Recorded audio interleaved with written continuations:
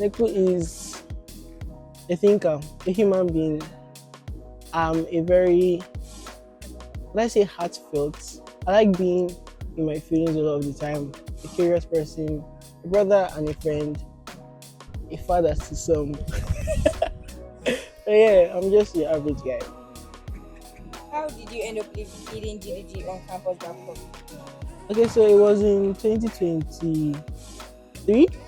I think I just finished my 200 level and I was applying to get some experience for when I'll be applying in my final year. So I wanted to be the co-lead of GDSE at the time, and I was thinking that I could see how the interview goes this time around and be better prepared when I actually want to do it. But this some unfortunate turn of events. The interview, I did really well in my interview, and I got selected as the lead instead of co-lead, and that's how the story was written.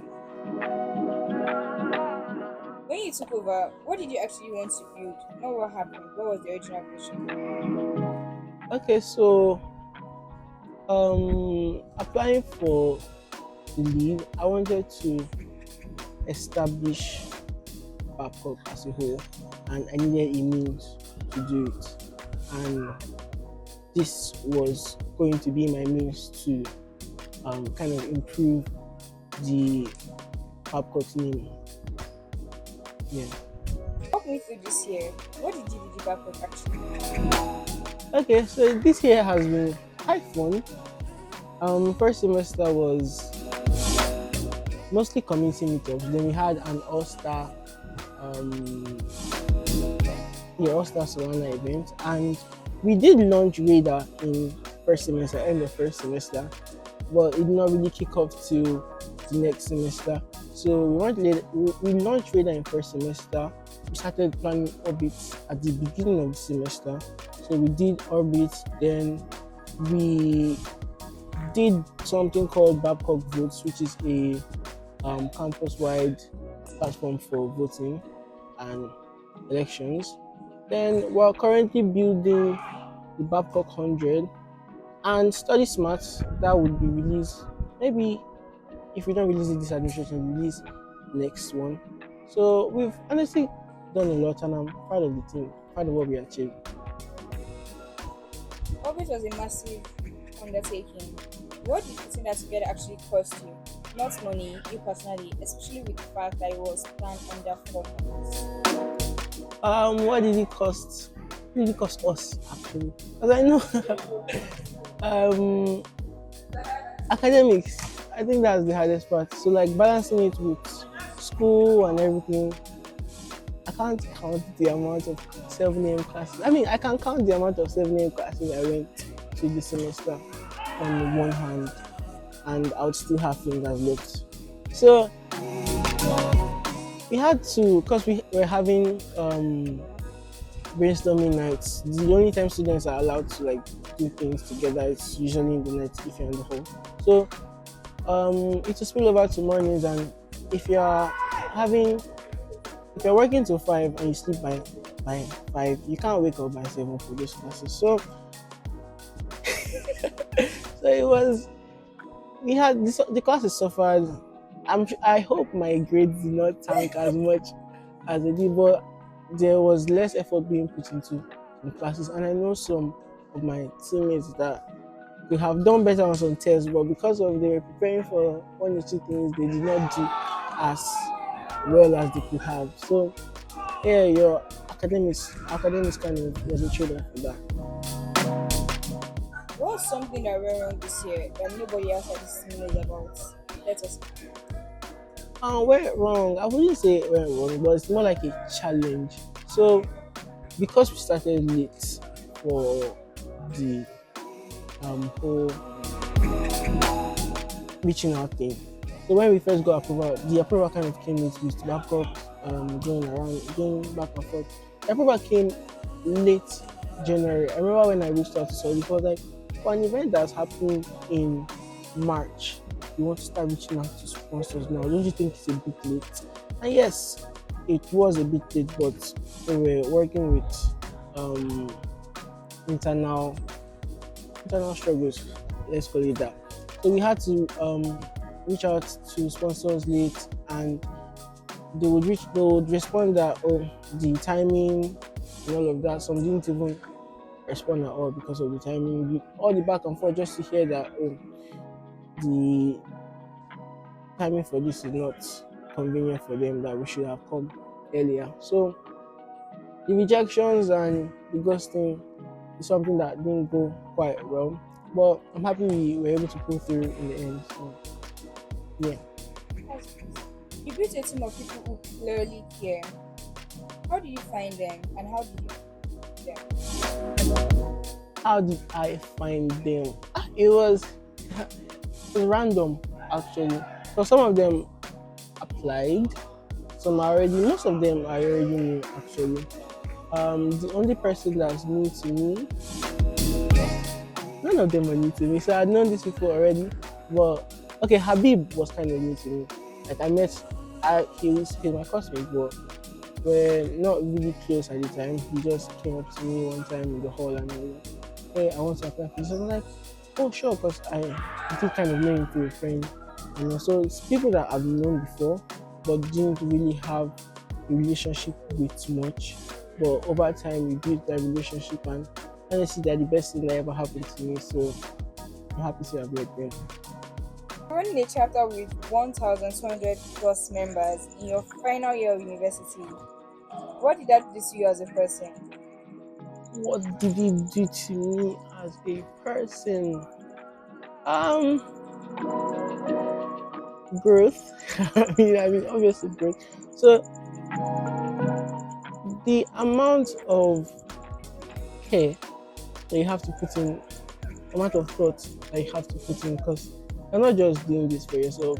And since the numbers doesn't even matter, like the 1,200 people, we are focused on the entire school. So everything we do should be to drive Babcock forward as a whole. So that involves current members, past members, even alumni actually. So um, I guess the way I think, the way I see the world, and meeting different people, understanding, working with a lot of people. Our team is quite large because we have, besides the core team, we have track leads, we have specialists, and we have the media team, which I don't even know how many they are, and the dev team as well. So meeting a lot of people, seeing how they work, their attitudes to work towards work, kind of gave me a general understanding of how people are and basically what drives them and moves them forward. And by doing events, by hosting events and stuff, you also get to meet other people from different departments. Like during the AIBIV summit, I met a few people from BCN, and they're very nice. So yeah, I was opportunity to meet a lot of people and understand a lot of things and how people work. So yeah. When did you last let yourself just rest? Not plan, not lead, not produce, just calm. Maybe on Sunday, like the Sunday that's coming, because I'm not rested. So I think I need to sleep for like 2 3 days to maybe sleep away the student in me, because it hasn't hit me yet that I'm basically done with all of this. So on Sunday I'll rest. There's a quote you carry. To define is to limit. What does that actually mean to you and how does it show up in how you live? Okay, And how do you so live? so to define is to define is to limit. It basically means um not limiting yourself. I mean, not restricting yourself. So you can be so much more. Things can be so much more if you don't give it a label. The moment you say, "Oh, this is a plastic spoon and can only be used for eating," you've restricted the possibilities of what this actually is. So to define this limit is basically saying that me, my personal philosophy on things is be as open as you can. There are so many possibilities, so why limit yourself when the entire world is out there.